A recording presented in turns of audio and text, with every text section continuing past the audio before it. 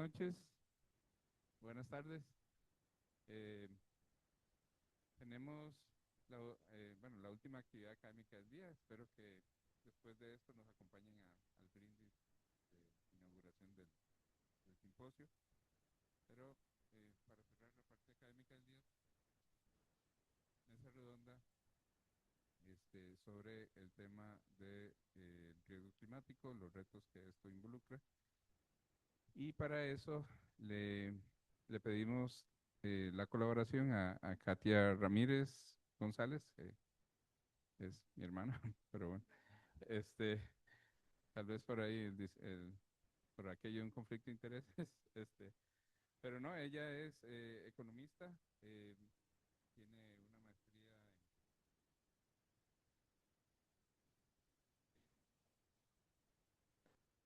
ella trabajó por muchos años en varios bancos eh, eh, públicos y privados. El último puesto que tuvo fue de subgerente general de riesgo en el Banco Nacional. Este, a- Actualmente se dedica a consultorías y da cursos en distintos países en temas relacionados con riesgo. Creo que uno de los riesgos de los que normalmente habla es de riesgo climático, sostenibilidad y ese tipo de cosas. Entonces, sin más, voy a darle la palabra a Katia Ramírez. Muchísimas gracias y buenas tardes a todos. Encantadísima de estar acá y encantadísima efectivamente de estar conversando con este panel de un tema que siempre que tengo la oportunidad de decirlo lo digo y es que realmente me apasiona, no solamente el tema de gestión de riesgos, sino en particular la gestión de riesgos ASG y como ustedes saben, dentro de ambiental está la parte de clima. Entonces, bueno, ese ha sido un poquito mi background y bueno, aquí me acompaña este excelente panel que los voy a presentar. Voy a empezar con Bernie. Bernie es meteorólogo con amplia experiencia en hidrometeorología operativa y en evaluación de la variabilidad climática y su impacto sobre la generación de energía renovable. Es licenciado en meteorología y máster en meteorología operativa de la Universidad de Costa Rica.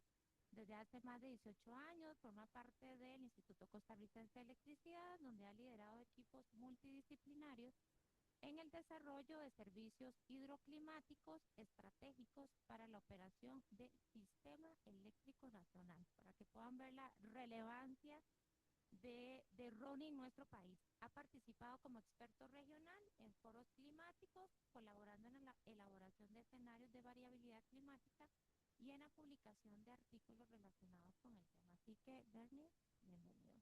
Encantada de haberte conocido y que nos acompañes en este panel. Y continúo con Cintia. Cintia Naranjo es directora de riesgo de crédito del Banco Nacional.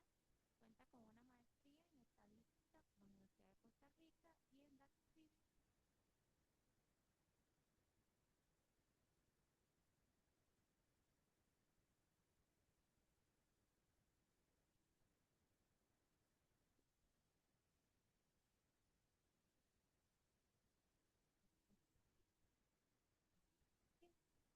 Siguiendo modelos de medición de probabilidades de default, los given default asociados al impacto climático. Bienvenida, Cintia. Y luego, bueno, acá me imagino que es súper conocido.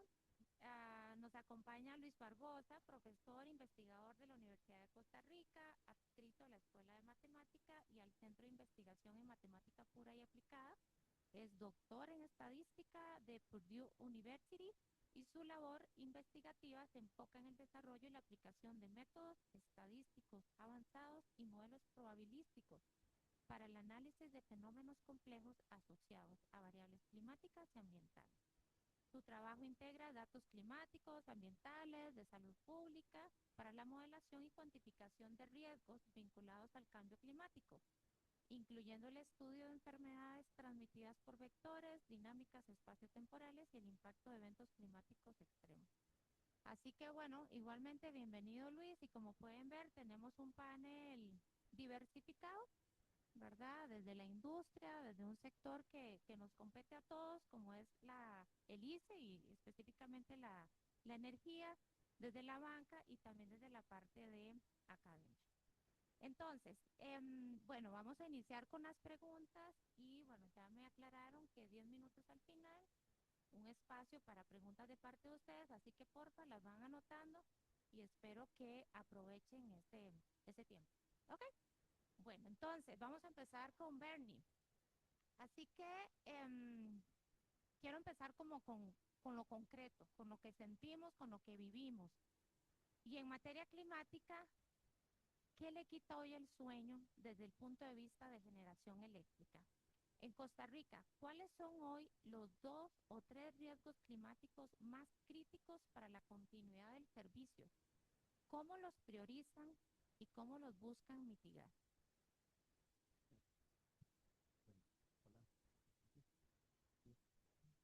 ¿Se escucha? Sí.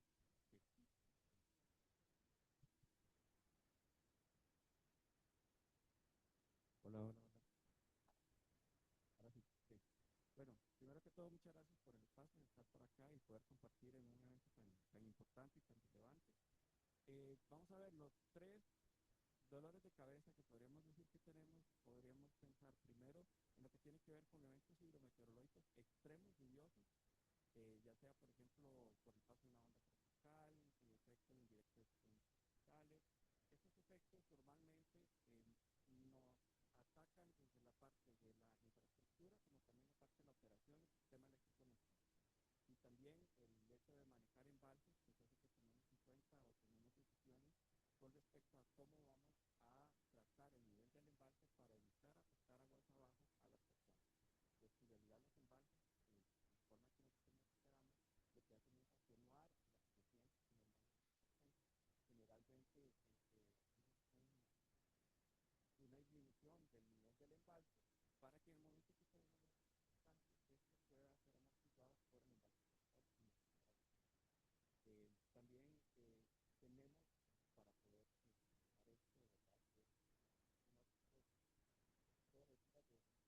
esto, ¿verdad?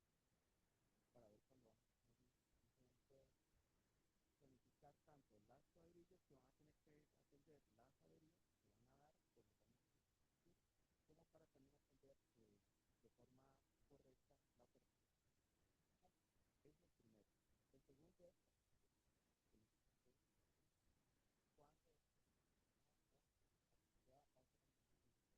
¿Por qué? Porque tenemos que entonces, ¿qué pasa con esto?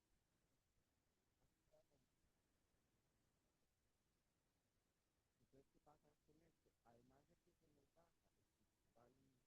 consumo, tenemos para poder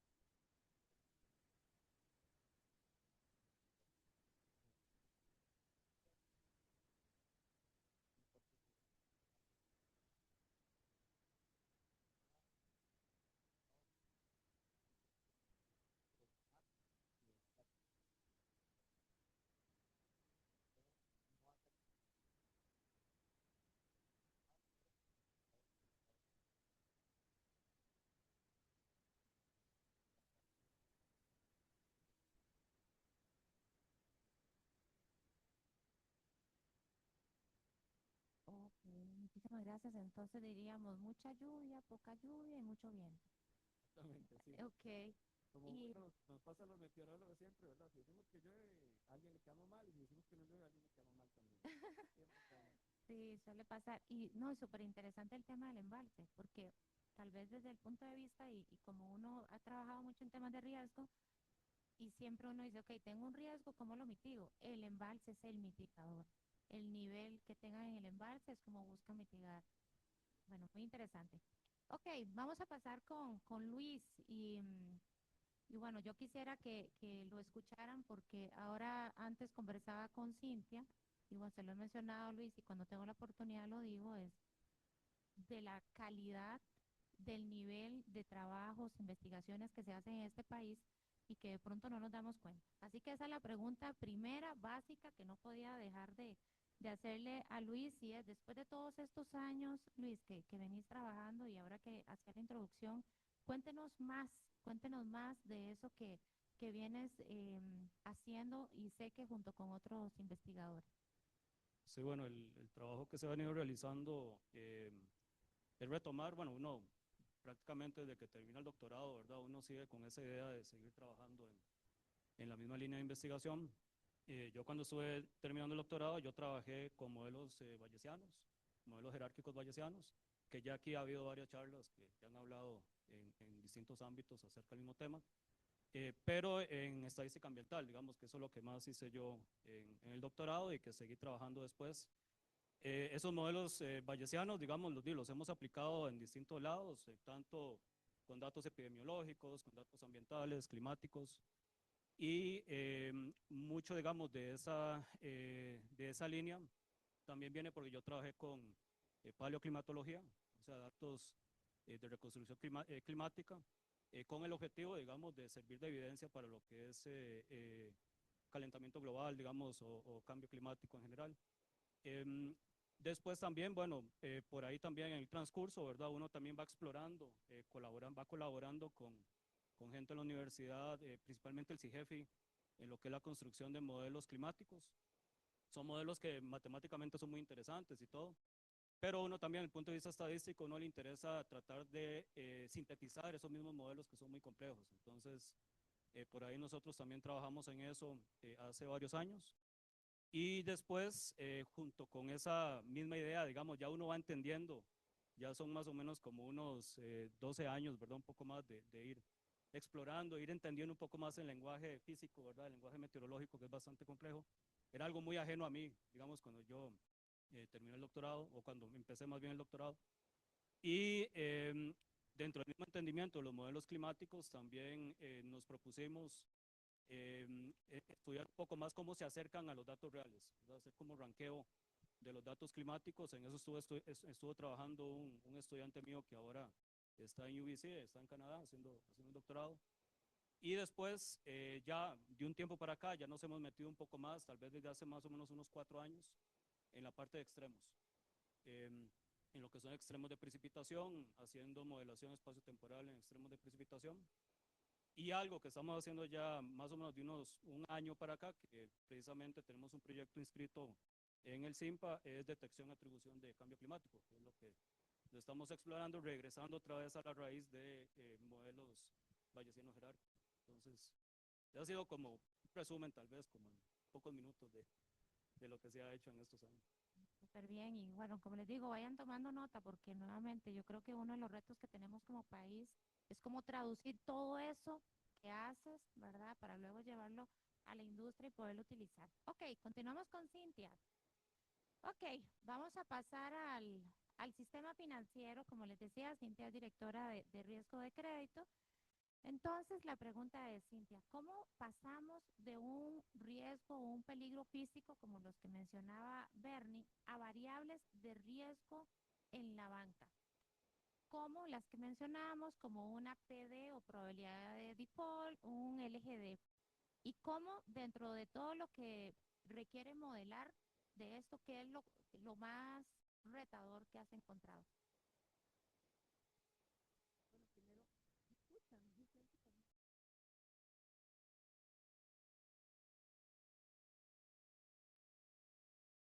Y ahora sí, listo. La verdad es un gusto poder estar aquí y con este panel que yo creo que de lo que apenas estamos empezando a hablar, realmente hay que hablar más, chiquillos, porque definitivamente este es un tema muy interesante, de mucho valor para el país como tal.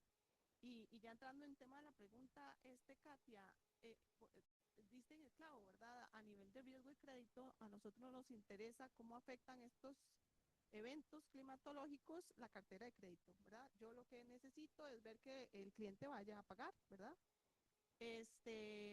Y ahí tenemos dos posibilidades cuando pasan este tipo de fenómenos. Uno, que se afecte el flujo generador de ingresos y que por eso el cliente no pueda pagar. Y ahí estamos hablando sobre todo el efecto en la probabilidad de default.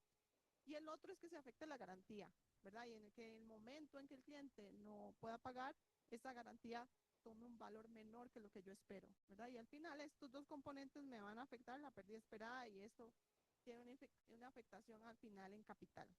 Entonces, ¿cómo llegamos a esa PD, verdad? Y a esa LGD. Lo que hemos optado es por tomar información de precipitaciones, ¿verdad? Estas bases CHIRPS que utilizan, ¿verdad? Los diferentes entidades y que se tienen a nivel diario, ¿verdad? Y a partir de ahí, inicialmente estamos usando mucho lo que son percentiles. Tomamos como consideración la actividad económica. Sabemos que a nivel de actividad económica hay diferencias en las afectaciones de los clientes y la zona, ¿verdad? También sabemos que hay zonas más afectadas que en otras y también separado por sequía o inundación, ¿verdad? Tienen diferencias.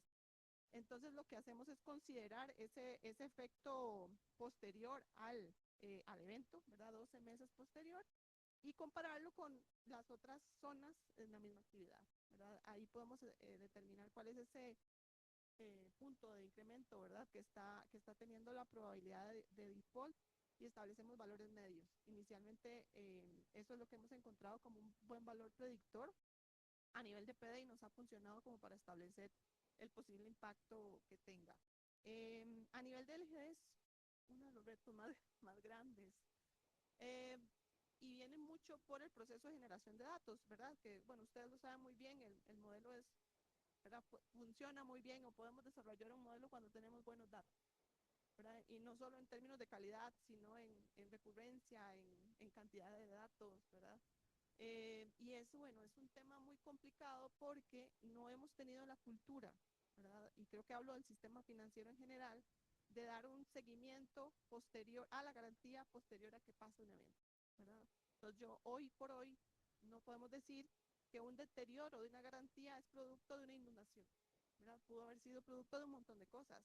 Y entonces atribuir ese impacto al efecto climático no se puede separar.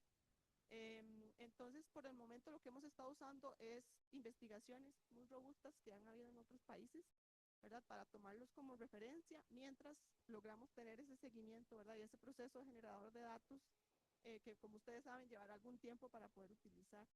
Entonces, diría que uno de los retos más importantes es este del tema de la data. Y bueno, algunos temas de modelación porque queremos llegar a latitud y longitud de cada una de las garantías, ¿verdad? Tenemos garantías por un lado, pero también tenemos al cliente y el cliente está, o sea, el proceso de generación de ingresos no necesariamente es la garantía y están separados, ¿verdad? Entonces, ¿cómo tenemos el punto de referencia de un valor a otro y cómo tenemos datos para ese punto de referencia? Porque actualmente lo tenemos muy por zona, pero a nivel de distrito y dentro del distrito hay mucha variabilidad en la afectación también. Eso es un reto muy grande que tenemos, me parece, a nivel país. Ok, muchas gracias, Cintia. Entonces, yo diría en resumen que de las dos variables, ¿verdad? ¿Cuál es la probabilidad de un incumplimiento en el crédito o de que la garantía pierda valor? En la primera está más relacionado entonces a la actividad económica, ¿verdad? Evidentemente, ganadería, agricultura, de pronto se comportan diferente a una actividad como comercio o industria. Y en el caso de las garantías, la información disponible por falta de cultura de recopilar data para después pues estarlo utilizando. Bueno, muy interesante. Ok, y regresamos entonces con Bernie. Resiliencia. Escuchamos resiliencia, yo diría que, será, quizás con pandemia empezamos a escuchar muchísimo más la palabra resiliencia, pero es como fácil decirla, pero la pregunta es, ¿y cómo la medimos? Entonces, la consulta es, a nivel del ICE, ¿hablan de resiliencia? ¿Miden resiliencia? Y si es así, ¿cómo la definen? Pero principalmente, ¿cómo la usan en la toma de decisiones? Gracias, sí. Bueno, vamos a ver, la resiliencia va en muchos sectores del ICE, ¿verdad? Desde la parte de infraestructura a como es la parte de la operación del sistema eléctrico nacional. Ahí lo que se está haciendo actualmente es haciendo un levantamiento hacia atrás, ¿verdad? Retrospectivo, de todas las afectaciones que hemos tenido con respecto a distintos fenómenos y eventos hidrometeorológicos y bueno, también de la parte geofísica y demás, para poder identificar cuáles son esas cosas que normalmente nos afectan y que nos obligan a buscar esa resiliencia para poder hacerle frente a estas cosas, ¿verdad? Hay, hay, hay cosas, digamos, como la variabilidad climática que la tenemos bien conocida, que si bien ahorita tiene como eh, una, una inyección de esteroides, por así decirlo, que la vemos un poco más fuerte o un poco más intensa, que entonces nos ayuda también a ver cómo hacemos para enfrentarla. Y lo que también se está haciendo es que como parte de las normas estas financieras, la NIF, está la implementación de la norma S2 y S3, que precisamente están asociadas a la parte del riesgo climático y la parte de sostenibilidad. Entonces, ahorita estamos en ese proceso para la implementación ya de una resiliencia más activa en la institución como tal. Buenísimo que lo comentes porque, bueno, quizás es importante para el foro saber estas normas que mencionaba la S1 de sostenibilidad, S2 de clima, son normas que van a entrar obligatorias en este país, a diferencia de otros países, por cierto, pero en Costa Rica fueron adoptadas y eso significa que para el sector financiero, así como para los grandes contribuyentes, tiene que haber una revelación de los riesgos de sostenibilidad, riesgos y oportunidades de sostenibilidad y clima a partir de los estados financieros del 2027.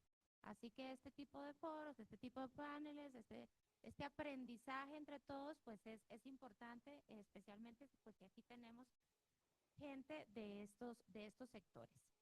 Bien, muchísimas gracias, Bernie. Entonces, Luis. No todo viene aislado, bueno, de hecho Bernie comentaba un poquito, ¿verdad? Cuando se dan sequías, entonces no solamente tengo menos agua, sino que adicionalmente tengo más calor, ¿verdad? Entonces al mismo tiempo tengo más demanda. Entonces hay efectos combinados. ¿Y cómo ya desde tu experiencia, ¿verdad? En esos modelos que comentabas hace un rato, ¿cómo se modelan esas dependencias? Dependencias espaciales, temporales, entre variables y eventos que pueden ser compuestos como este, ¿verdad? Sequía más alta demanda. Cuéntenos un poquito aquí para el foro de cómo combinar esas cosas. Uno lo que piensa, digamos, es la estructura de los datos. O sea, la estructura del dato ambiental es bastante compleja. También, digamos, hay más facilidades tecnológicas ahora para lo que es recopilación de información. Entonces, lo que es la información satelital georreferenciada ahora es más fácil de obtener que en el pasado. Entonces, normalmente uno ve un dato georreferenciado y casi siempre está indexado por espacio y tiempo. Y es esa combinación. Entonces, uno no puede tratar la información de manera independiente. Eso era algo que uno tal vez estaba muy acostumbrado en la formación, ¿verdad? Tal vez a ver modelos independientes desde el inicio, pero es algo que uno tiene como que romper. Y bueno, ya para la gente tal vez que ha tenido formación en series de tiempo, eso es un primer paso, ¿verdad? En series de tiempo uno libera ese supuesto fuerte de independencia y trata de mantener esa estructura de dependencia temporal y tratar de entenderla o simplificarla. Lo mismo se puede hacer desde el punto de vista espacial. Hay distintos modelos para poder tratar de respetar esa estructura espacial y captar, digamos, la relación que hay de datos entre distintos puntos en un mapa, digamos, en una región. Y el gran reto también es mezclar la temporalidad con la parte espacial. O sea, cómo es que combinan. Porque ahí también hay muchos factores que hacen que un modelo deje de ser, por ejemplo, totalmente estacionario, que es un supuesto también que uno realiza mucho, que la media es constante, que la varianza es constante. Eso se rompe fácilmente aún en modelos financieros también, ¿verdad? O sea, en la parte financiera es muy fácil ver datos en donde la variabilidad no es constante, ¿verdad? Entonces, de ahí salen modelos como son modelos de volatilidad estocástica, ¿verdad? O modelos más simples como modelos Garch.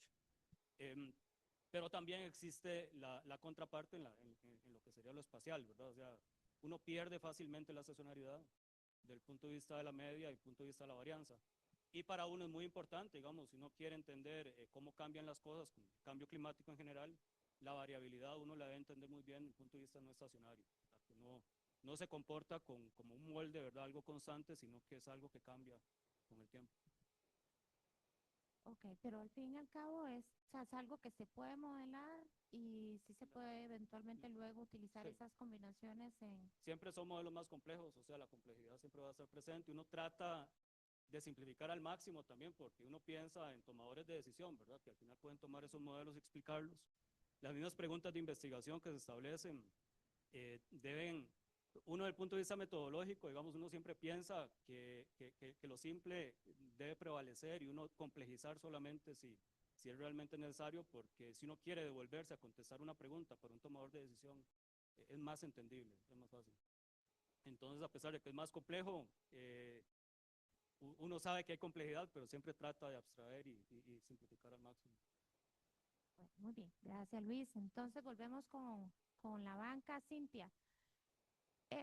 Cuando se hacen estos modelos, y un poquito lo mencionabas ahora de, ok, yo veo, sucede un evento y después miro 12 meses hacia adelante, y claramente mucho de lo que se lee en la literatura en cuanto a riesgo climático es y cuánto hacia adelante, ¿verdad? Y cuando yo quiero hacer escenarios, uso un año, que de pronto es lo normal, uso 5, uso 10, o incluso 30 años es parte de lo que la literatura indica.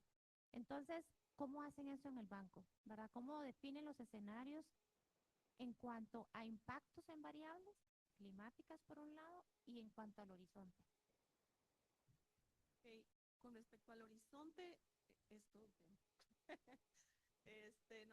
No es tan fácil, sobre todo por el nivel de precisión que pueden tener pronósticos a 5 años, ¿verdad? O sea, realmente es muy complejo poder tomar una decisión a tan largo plazo, sobre todo en eventos que, gracias a Dios, un problema feliz son escasos, ¿verdad?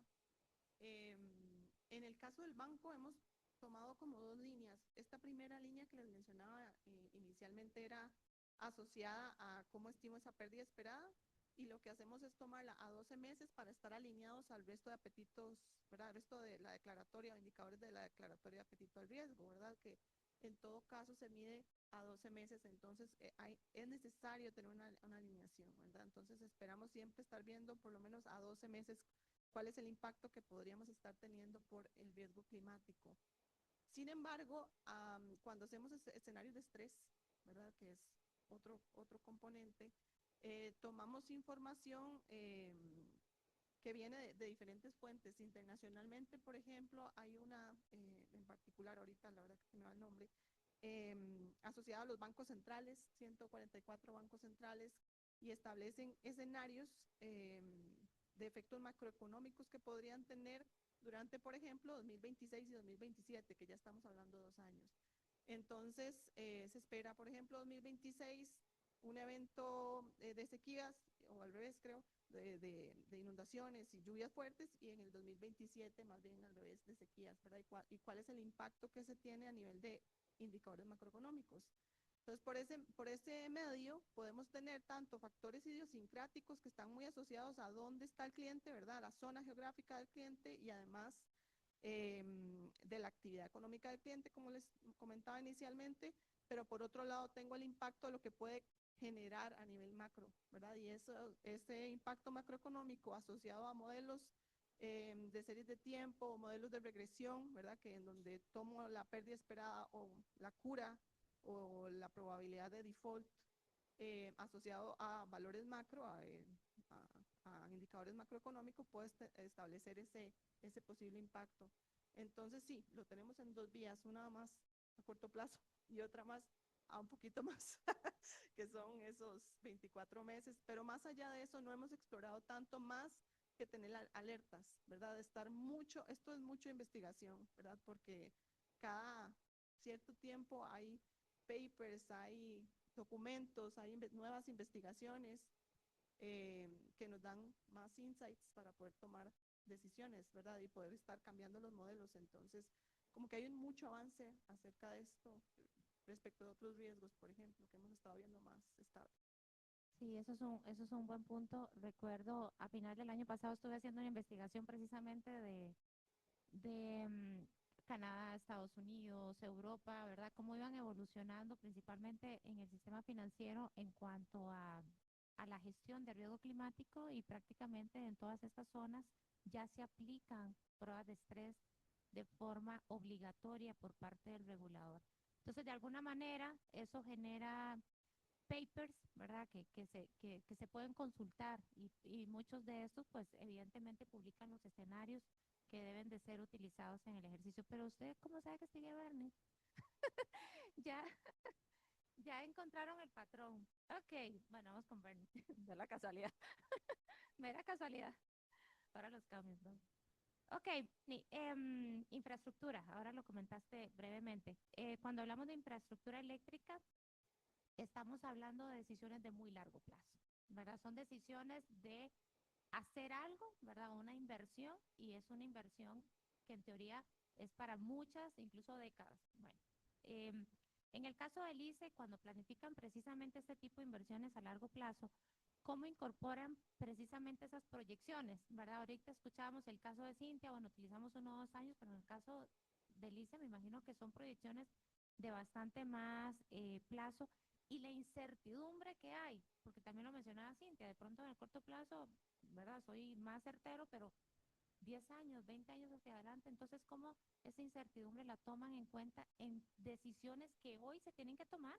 Porque de pronto, si no tomo buenas decisiones hoy, no tenemos energía en algunos años. Exacto, sí, de hecho es sumamente complejo. El departamento que se encarga de esto está en la Dirección de Planificación y Sostenibilidad. Nosotros le brindamos insumos y como comentaba Cintia, una de las cosas que se toma en cuenta y lo que lo hace más difícil es que tenemos que imaginarnos cómo va a estar el país en unos 10 o 20 años desde el punto de vista socioeconómico, saber qué condiciones vamos a tener, cómo va a ser el transporte, cómo va a ser la generación de energía, cómo van a, exactamente, cómo van a evolucionar también, por ejemplo, los paneles solares, los aerogeneradores, la parte hidroeléctrica, todo eso tenemos que imaginármelo, por suerte no nos toca a nosotros, a los compañeros de planificación sí, ellos son expertos en este tema y tienen mucho respeto por todo esto que hacen, y amarrar eso a, dependiendo de esa condición que tenga el país, cuál va a ser la demanda que va a haber en ese momento de electricidad. Y si sobre eso todavía tenemos que ponerle que tenemos que imaginarnos cómo va a estar el patrón hidrometeorológico en una matriz que es completamente renovable, entonces lo hace todavía más complejo, ¿verdad? Entonces los compañeros tienen software especiales que les ayudan un poquito con esa parte y cuando hacen las proyecciones las hacen precisamente con distintos escenarios. Al final escogen uno de los escenarios y ese es el que se publica normalmente en el plan de expansión de la generación, que eso lo pueden ver en la página del ICE, siempre se publica, cada 2 años se hace la actualización, y eso es lo otro, ¿verdad? Se está actualizando cada 2 años para que no nos agarre el tren, ¿verdad? Ante algún cambio que se pueda dar en una forma imprevista, ¿verdad? Entonces es muy complejo. Nosotros también ahorita estamos apoyando con la actualización de los escenarios de cambio climático para también ir viendo eventualmente a partir de qué momento podríamos ya tener como una señal más fuerte, más clara y más definida de un impacto del cambio climático en nuestras cuencas o en alguno de los recursos para entonces irlos preparando y que ellos tomen en cuenta también esa variable a la hora que generan los escenarios a futuro.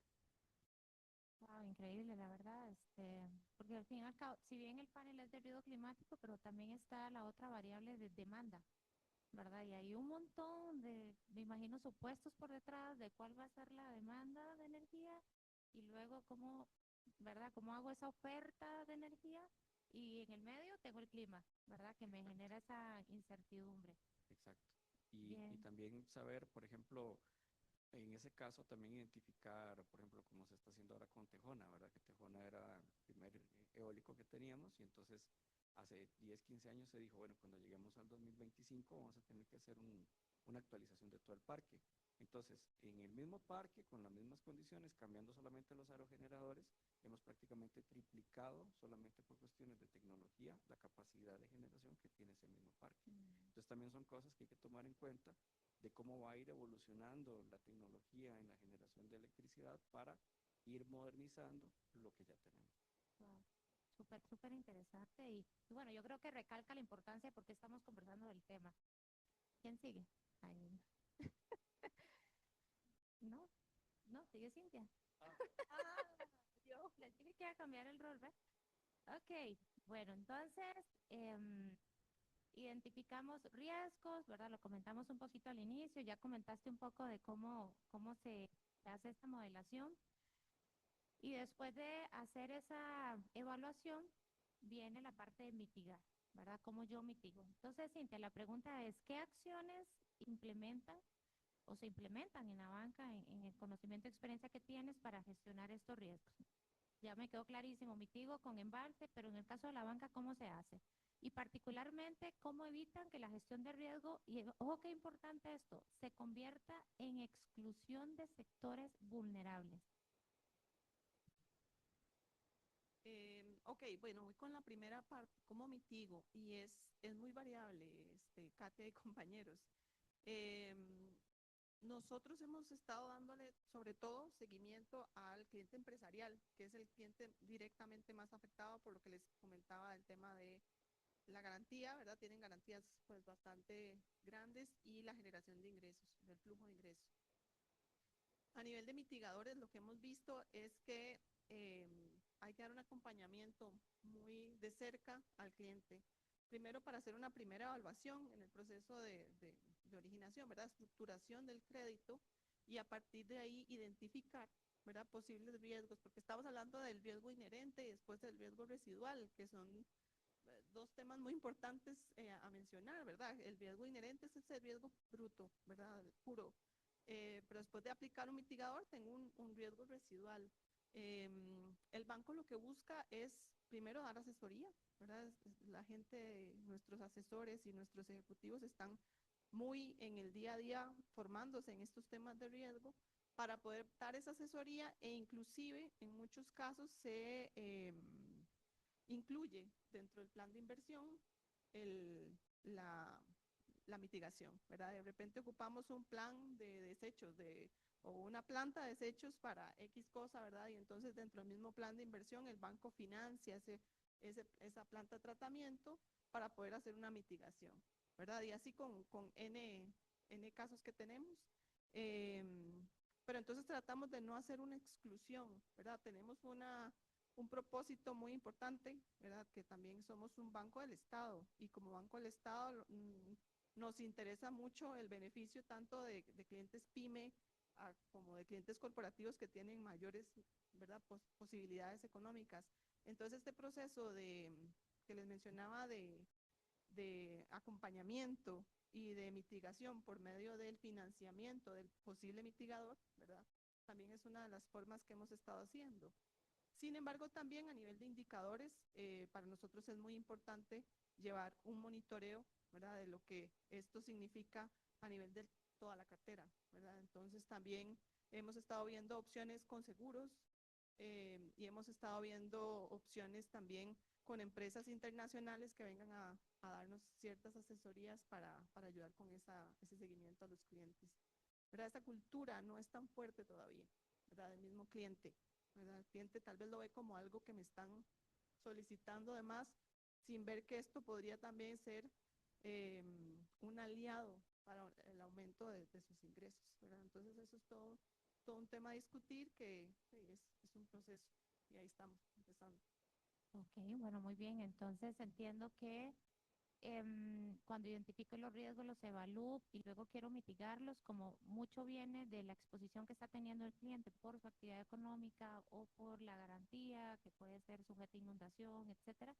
Entonces, lo que el banco realiza en algunos casos es financiar cómo mitigar ese riesgo hacia el cliente, que en ese caso, pues, mejora también para el cliente sus flujos y la calidad de la garantía. Ahora sí, pasamos con Luis. Entonces, ok, Luis,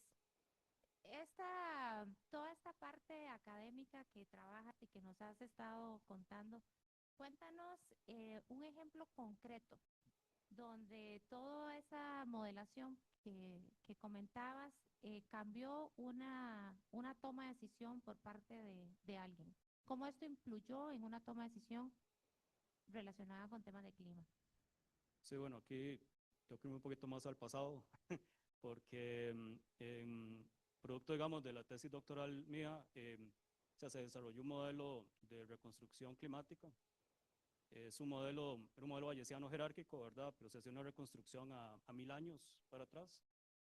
Y ese modelo se publicó en el 2014, el artículo se usó como insumo en un compendio de modelos, eran 6 más, éramos 7 en total. Y esos 7 fue una labor titánica, digamos, por un colaborador de Alemania que estuvo trabajando en eso. Esos 7 modelos lo que sirvieron, o se hizo una comparación para ver qué tan consistente era el cambio climático a nivel global, porque había ciertos eventos, por ejemplo, lo que llaman la mini glaciación del siglo XV o algo así, que fue un evento muy, muy regional en el Atlántico Norte. También hubo una época en donde hubo un poco más de temperatura, como a principios más o menos por el siglo X. Y esos eventos son muy, muy regionales, pero a través de ese artículo lo que se hizo fue crear evidencia a través de esos 6 modelos, 7 modelos, ¿verdad? Incluyendo el que yo había desarrollado, de que el cambio climático era más un fenómeno global que un fenómeno regional. Entonces, de eso salió un artículo en el 2018 que fue publicado en Nature Geoscience.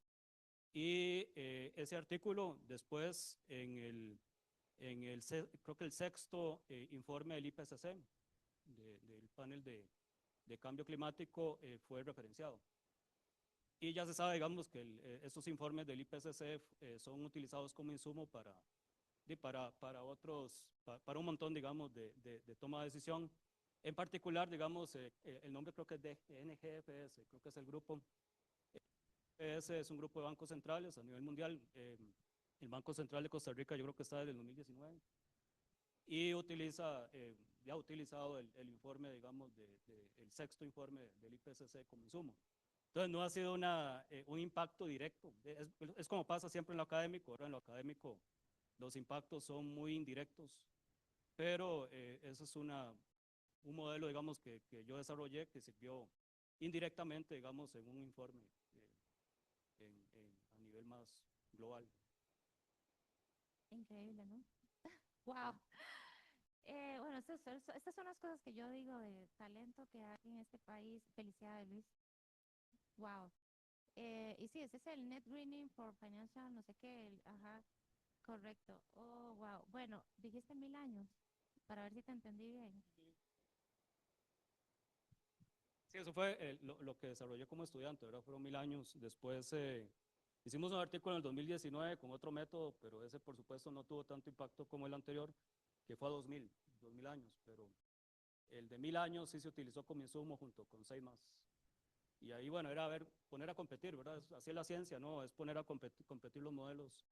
Ahí había modelos de gente de China, gente de Europa, eran más de Europa, y creo que un par de modelos gringos, era lo que había. Entonces, Wow. ahí era como era la prueba de estrés, digamos, hablando de la banca, la prueba de estrés, digamos, del modelo que se desarrolló en ese Vamos a ir momento. a buscar ese artículo. Muy bien.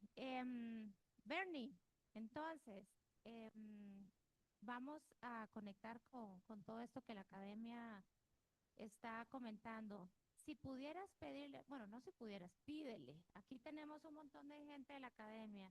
Pedirle a la academia de este país y aquí mucho representado de la Universidad de Costa Rica.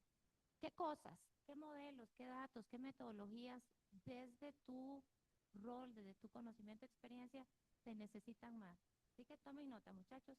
¿Cómo podrían los estudiantes que tenemos acá contribuir en proyectos que sean utilizados y que sean valiosos para la industria? ¿Qué pides? Sí, bueno, después de escuchar a Luis se me antojaron un montón de cosas más asociadas con paleoclimatología, que es un tema que me apasiona muchísimo y bueno, de la época de hielo del mínimo de Maunder, que fue entre los años 1500 y 1600, más documentación también de los mayas en el siglo X, ¿verdad? De temperaturas y sequías extremas, y en el siglo XV también, que fue algo que le llamó mucho la atención a los españoles cuando llegaron a América y se encontraron que la ciudad de los mayas era enorme, pero no había tanta gente. Y era porque muchos habían muerto por las sequías que se habían dado y habían tenido que emigrar también. Entonces es todo un temazo, pero ya, vuelvo otra vez a lo que estamos acá.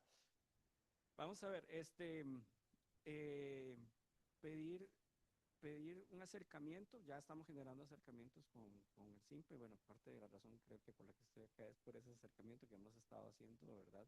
Em, para nosotros es sumamente importante porque el nivel matemático, cuando uno escucha a Luis y uno sabe la formación acá, yo estudié aquí también, no fui tan buen alumno en la parte de cuando tenía que ver esas cuestiones de matemáticas tan complejas, ¿verdad? Que tocaba en algún momento métodos matemáticos de la física y demás, pero eran temas muy interesantes. Y uno sabe el nivel que tenemos acá, uno lo ve con los compañeros también de generación en la parte física que fueron a hacer doctorados afuera y que, bueno, que actualmente están muy, muy bien preparados y no le podemos, no hay que envidiarle nada a ningún país de afuera. Tenemos muy buen nivel acá en la parte matemática. Y entonces es como seguir o continuar en ese acercamiento que tenemos. Nos interesa mucho contar con estudiantes, por ejemplo, que tienen que hacer trabajo final de graduación o de investigación para que podamos hacer algunas cosas. Tenemos muchas ideas en mente, unas sabemos cómo ejecutarlas, pero no tenemos el tiempo, otras no tenemos la idea de cómo hacerlo en la parte matemática, pero ocupamos esa supervisión adulta, como decía un compañero, José Leitón, que trabajaba con nosotros, que también está muy involucrado con la escuela, en el cual nos vayan dirigiendo y nos vayan llevando un poquito por ahí, ¿verdad? Actualmente estamos trabajando con el tema de cómo hacemos para mejorar los pronósticos en las distintas escalas de tiempo utilizando inteligencia artificial para ver si realmente es algo que podría ayudarnos en nuestros algoritmos. Y esto porque tenemos eh, ventanas con las que chocamos cuando nos vamos a pronosticar hacia adelante. Si hacemos un pronóstico del tiempo de los próximos 3 a 5 días, el pronóstico es bastante bueno. Si nos vamos a 7 días ya no es tan bueno, si nos vamos a 20 días prácticamente no sirve para nada. Si nos vamos a hacer pronóstico estacional de que si se va a formar un niño, si vamos a tener sequías o más lluvias, y lo hacemos después de un periodo de 3 meses hasta 6 meses, los pronósticos son relativamente buenos. Pero cuando nos vamos a 8 meses o a un año, no son tan buenos, ¿verdad? Entonces queremos ver si con algunos otros modelos, por la restricción que tenemos en la parte de procesamiento, si podemos hacer algo más hacia adelante. Y también por ahí estamos viendo cómo hacemos para también tener uso del clúster que tiene la Universidad de Costa Rica, formalizar eso, para precisamente utilizar ya esquemas bastante más grandes para la implementación de estos pronósticos, ¿verdad? Entonces, esto es muy importante, es algo que ayuda directamente al país para poder mantener esa, lo más que se pueda la parte de energías renovables operando y demás, y eso es parte de las cosas. Pero, por ejemplo, los cursos que dan acá también, el año pasado tuvimos la suerte de contar con un curso del profesor Alexander precisamente que nos ayudó muchísimo a subir el nivel también del personal que teníamos y equiparar, porque tenemos profesionales que vienen de distintas universidades y la idea es estandarizar un poco. Y hoy precisamente empezamos un curso también con el SIMPA. Entonces, poder tener acceso a esos cursos, poder tener acceso a también las investigaciones, que también hemos trabajado con la doctora Adriana Sánchez también, un poquito en estos temas, y queremos seguir pues trabajando y tener esa sinergia, ¿verdad? Entonces la idea sería tener una vía más o explotar más la vía que ya tenemos para poder seguir trabajando en estas líneas y que también pues, los estudiantes que tienen mucho conocimiento nos puedan ayudar con sus investigaciones y demás aplicadas a esto que manejamos. Buenísimo, mantener ese canal de comunicación, porque de pronto hoy la demanda es esa, pero a futuro pueden haber nuevas iniciativas y mantenerse siempre conectados entre, en este caso, el ISBE con la U. Cintia, ahora parte de lo que estaba mencionando Bernie es, bueno, de pronto ocupamos esos modelos, etcétera. Entonces, tema de validación que ahora se escucha más, ¿verdad? Ahora, para todos ustedes que hacen modelos, ahora se escucha más el tema de gestión de riesgo en modelos, ¿verdad? No solamente hacer modelos, sino que también me tengo que ir asegurando, pues, que estén bastante bien. Entonces, ¿cómo hacen para validar esos modelos, Cintia, que combinan temas de clima, temas de economía, ¿verdad? Y también, pues, temas internos. ¿Cómo lo trabajan? Otro temazo. Pero bueno, a nivel de riesgo modelo, lo que hemos optado es por hacer la validación. ¿Verdad? Aquí no es tan sencillo porque obviamente no hay evento, otra vez un problema feliz. no hay un momento, no hay eventos para poder decir, así pegué, ¿verdad? De que esto iba a suceder. Entonces, se valía inicialmente el modelo que cumpla con todos los requerimientos que un modelo debe tener. Eso a nivel matemático, ¿verdad? Se evalúan las pruebas, se evalúa todo este tema, pero optamos por evaluar más a nivel más cualitativo inicialmente, ¿verdad? Entonces, nos apoyamos mucho en asesores externos, ¿verdad? Estamos hablando de BIT, estamos hablando ¿verdad? De consultorías que el banco tiene. Y dentro de nuestros también economistas, ¿verdad? De que haga sentido el modelo también económicamente y que a nivel de lo que se ve a nivel internacional, ¿verdad? Esto también haga sentido. Entonces, por el momento parte mucho de una evaluación más cualitativa que cuantitativa. ¿Verdad? Hasta ahí hemos llegado porque sí, efectivamente todavía no contamos con tanta información como para poder hacer una evaluación como corresponde al modelo. Sí, claro. Máximo, por lo que decía Luis también al inicio, ¿verdad? De pronto estamos hablando de temas complejos, combinados entre sí, los abstraigo en algo más sencillo, pero también me tengo que asegurar que este mundo más sencillo esté correctamente utilizado para la toma de decisiones. Sí, que ese tema que mencionaba Luis, tal vez para hacer referencia también, es muy importante porque cuando nosotros llegamos a una junta directiva, ¿verdad? Y llevamos un modelo muy complejo, es difícil poder convencer, ¿verdad? Del uso, de la necesidad, del valor que tiene el modelo, cuando es algo muy complejo de explicar, ¿verdad? Y bien lo decía y así es, ¿verdad? Entonces, ¿cómo vas a vender esto a una junta directiva y que realmente capturen el valor que tiene de forma muy clara, ¿verdad? Claro, Y no una caja negra que a veces... exacto. Ok, bueno, Luis, entonces sigo con vos.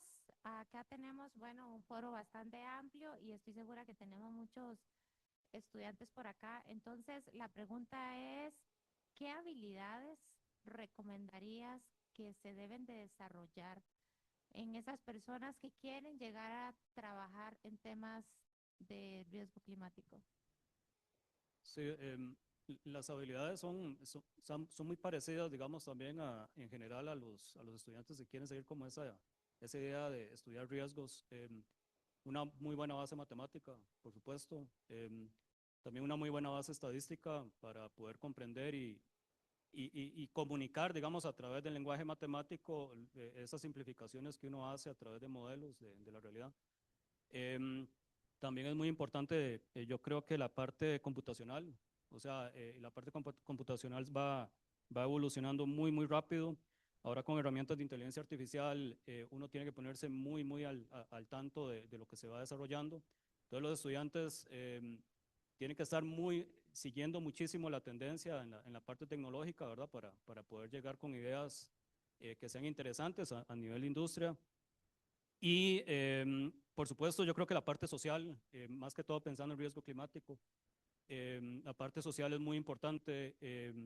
Saber que uno no está trabajando, digamos, o que el impacto no se va a dar sobre entes totalmente abstractos, sino que sobre personas, y que uno también va a tener que escuchar o tiene que escuchar la opinión de sociólogos, de antropólogos, de gente, digamos, que sabe muchísimo de esas áreas que algunas veces uno en la parte cuantitativa uno dice, "Ah, mira, eso es algo un poco lejano para mí", pero el conocer, digamos, más que todo pensando en los impactos, ¿verdad? Que hay impactos inevitables en la parte climática y eso de fijo requiere muchísimo conocimiento desde el punto de vista social.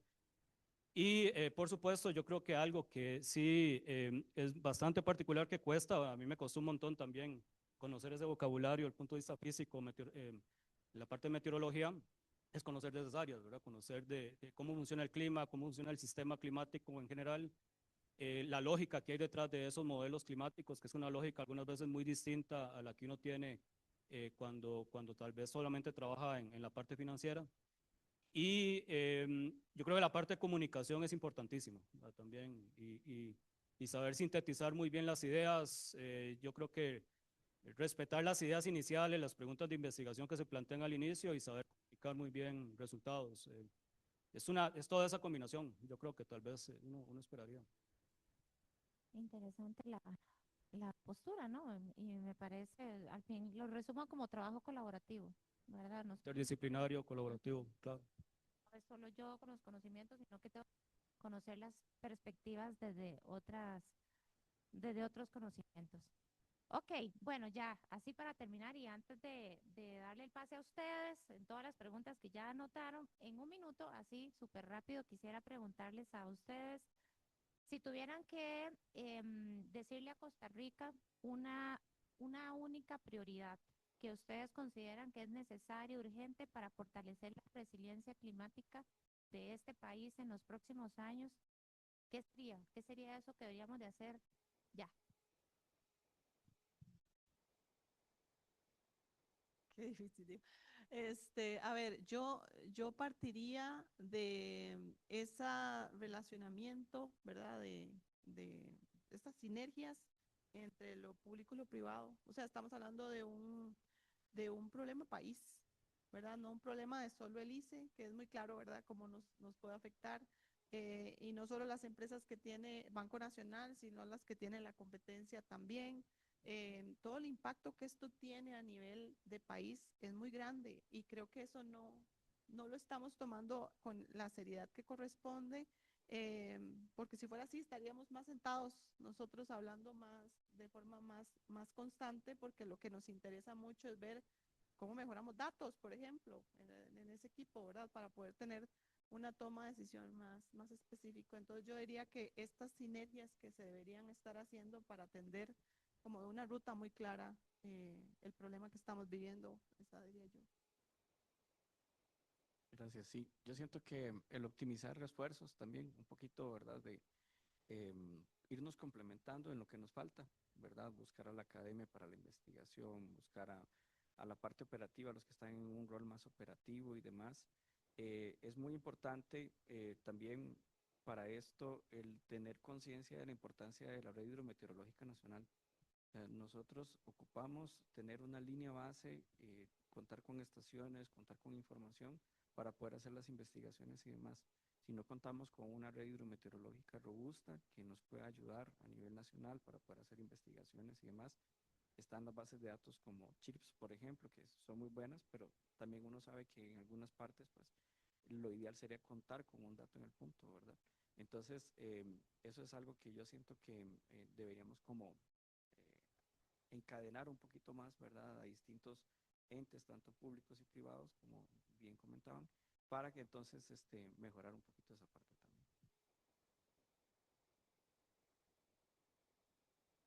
Bueno, tal vez para también complementar la investigación colaborativa, yo creo que es muy importante. Como dije anteriormente, escuchar, ¿verdad? Escuchar distintos puntos de vista.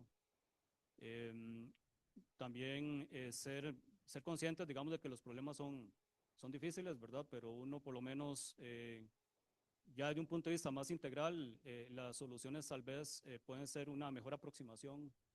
Y por supuesto la cultura de datos yo creo que es importantísima, que haya protocolos de información, protocolos también de información libre, repositorios, que la gente pueda hacer replicabilidad de resultados también para que haya cada vez mejores soluciones, me parece. Entonces, es más trabajar como en conjunto y ver si ante un problema tan difícil, ¿verdad? Y con consecuencias que son muy inevitables, se puede por lo menos plantear soluciones más integrales. Bueno, muchísimas gracias. Entonces, datos, colaboración, comunicación, ¿verdad? ¿Ustedes consideran que son cosas que deberíamos de activar inmediatamente para lograr mayor resiliencia? Y ahora sí, abro el espacio a todos los que tienen todas esas preguntas hacia este panel. ¿Quién va de primero? Allá está.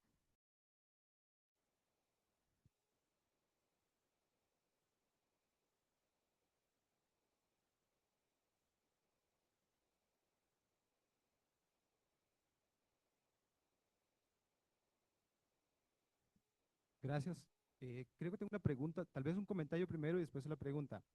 Mi comentario es que para mí es transparente ver cómo se relaciona la parte de consumo eléctrico, por ejemplo, cómo podría impactar a un cliente en sus ingresos o gastos, en caso que relacionemos o aumentemos los gastos, ¿verdad?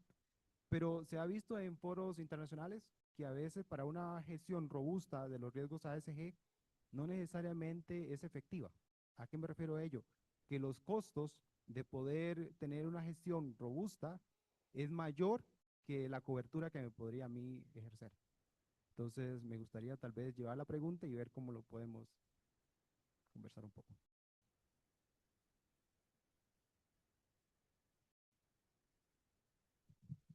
Vamos a ver, yo creo que lo que estás hablando es un poco de ese riesgo de transición, que tal vez es difícil de medir.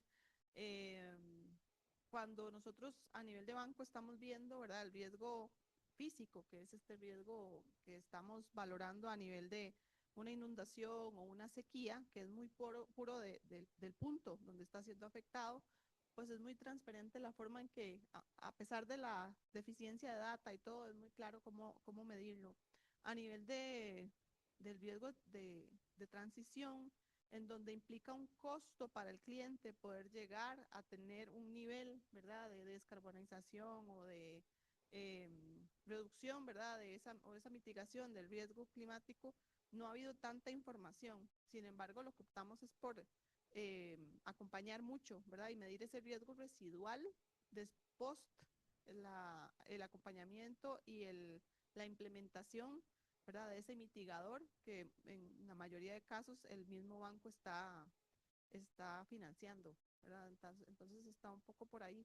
Pero sí, también te entiendo que hasta el mismo ICE, ¿verdad? Tiene mucha relación con, con el banco, ¿verdad? Este tipo de empresas están siempre muy relacionadas y nosotros estamos siempre muy de la mano revisando, ¿verdad? El impacto que pueda tener a nivel de banco y de país.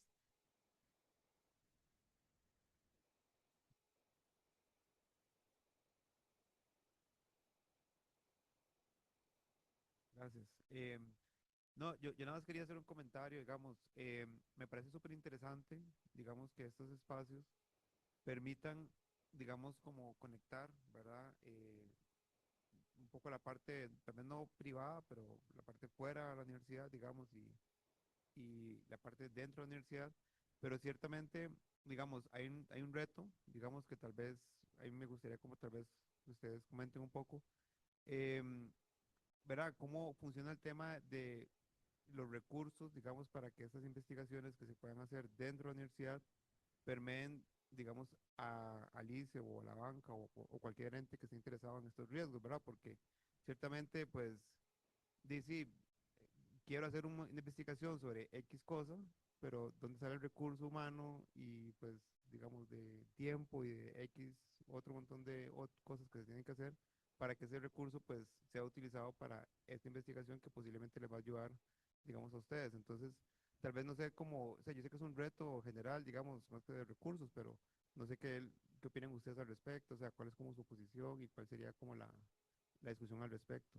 Gracias.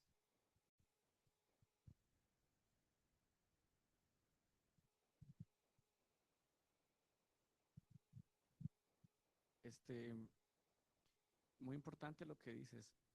Bueno, nosotros tenemos la experiencia, digamos, con la Universidad de Costa Rica, que hemos manejado varios protocolos, digamos, dependiendo de lo que ocupamos.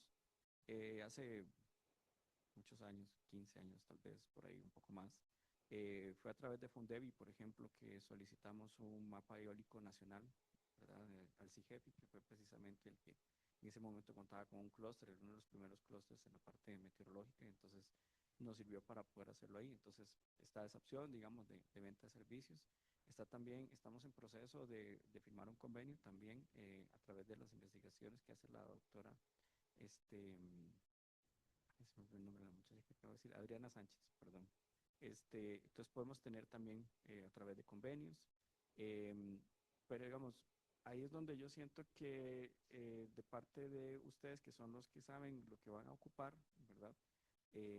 Nos pueden indicar, digamos, o sea, hacer acercamiento y así definen las reglas, ¿verdad? De cómo sería la mejor forma para formalizarlo, ¿verdad? Porque nosotros también entendemos, por ejemplo, en el caso del CIGEP en ese momento, que iban a tener un gasto eléctrico, iban a tener un montón de gastos adicionales para tener el clúster de forma continua por no sé cuántos meses generando productos que requeríamos y entonces lo lógico era pagar eso, ¿verdad? Para poder compensar esa parte, ¿verdad? Entonces ahí depende un poquito. También está la otra parte, ¿verdad? No sé si son como proyectos de investigación, ¿verdad? Donde ya ustedes como profesores ya definen como algunas cosas o tienen horas estudiantes disponibles, etcétera, y entonces se puede manejar.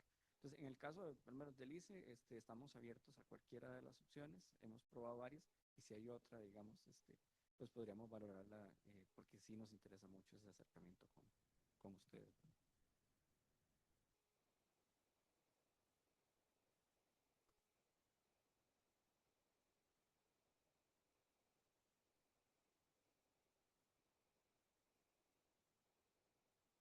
De igual forma, agradecerles por el espacio y las ideas que nos han aportado. Mi pregunta va en los dos tipos de riesgos climáticos, tanto el físico como el de transición. En el caso físico, bueno, dependiendo, digamos, desde el punto de vista financiero, si el colateral o la garantía, digamos, es un bien inmueble versus si estamos hablando de alguien que es meramente agrícola, no sé, digamos, cuántas clasificaciones han considerado a la hora de analizar el riesgo físico, porque tal vez no a todos impacta de igual manera. Y en el caso de transición, de igual manera, si hay alguna especie de división que se hace dependiendo de, por ejemplo, pienso en vehículo, ¿verdad? Un vehículo de camión grande o un vehículo liviano, no sé si en eso han considerado divisiones de ese estilo para analizar los impactos climáticos. Muchas gracias, Jennifer. Con el tema de riesgos de transición, en realidad todavía estamos muy incipientes, ¿verdad? Entonces no tenemos una separación por el momento. Este es el año del riesgo de transición. Con la parte de riesgo físico, sí. Sin embargo, la segmentación por el momento se ha dado mucho en lo que hemos encontrado a nivel internacional, ¿verdad? Entonces sí tenemos una separación de lo que es un vehículo, ¿verdad? El impacto en una garantía mobiliaria que en un terreno o una construcción, un edificio, ¿verdad? O sea, este tipo de cosas sí están separadas, más o menos hay como unas 6 o 7 categorías, ¿verdad? Que tenemos identificadas y sí se ve un impacto diferente en cada una de ellas. Efectivamente no es lo mismo un beneficio, ¿verdad? Y el impacto que pueda tener en un beneficio la cosecha, ¿verdad? Que es una posible garantía, que en el caso de un edificio como tal, que es en un hotel, por ejemplo, este tipo de cosas. Entonces sí hay una separación y sí se consideran impactos diferenciados.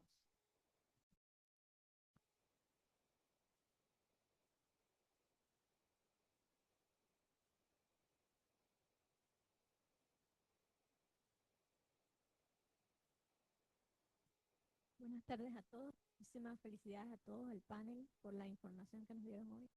Para el profesor Luis, ¿usted pudiera entender las respuestas de algunos organismos sin necesariamente monitorear o entender?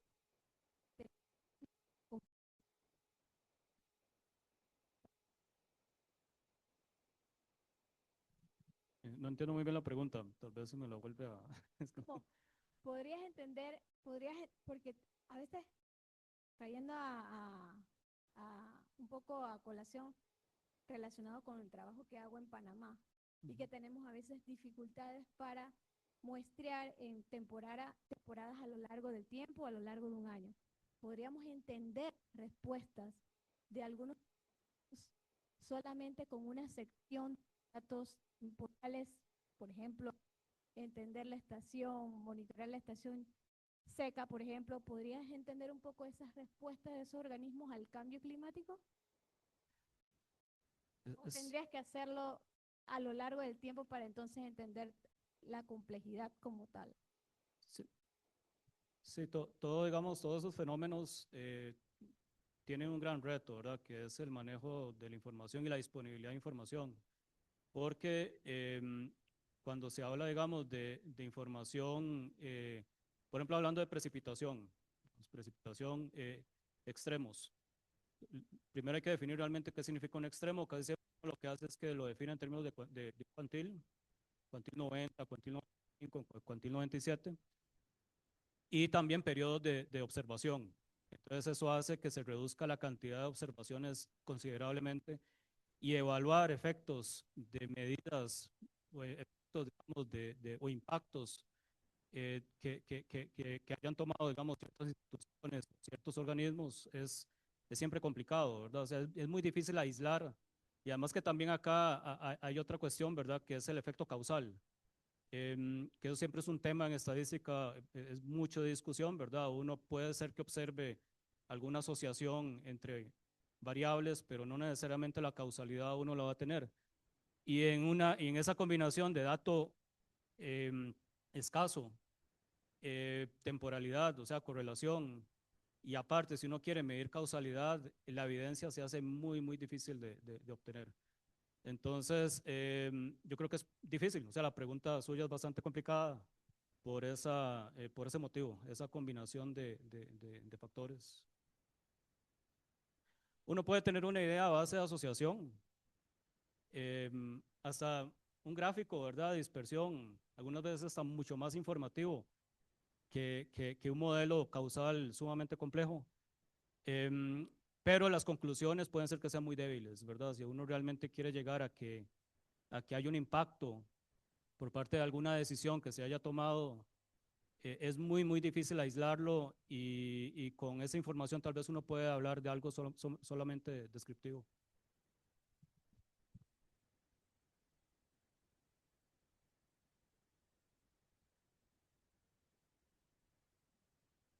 Bueno, entonces creo que ya estamos con el tiempo. Muchísimas gracias a Bernie, Cintia y Luis. Y para mí fue un placer haber estado aquí con ustedes. Aprendí muchísimo y voy a ir a buscar el artículo, by the way. Todos vamos a ir a buscar el artículo. Y bueno, muchísimas gracias a ustedes sé que ya es tarde, por estar en este espacio y a todos los que hicieron estas preguntas tan valiosas. Creo que el tema es un tema que está en sus inicios, a pesar de que el clima obviamente siempre ha existido, pero creo que hay muchísima oportunidad desde, como ya dijimos, desde la academia, de la industria y de cómo conectarlas para lograr una mejor gestión del riesgo de clima. Así que muchísimas gracias y que estén muy bien.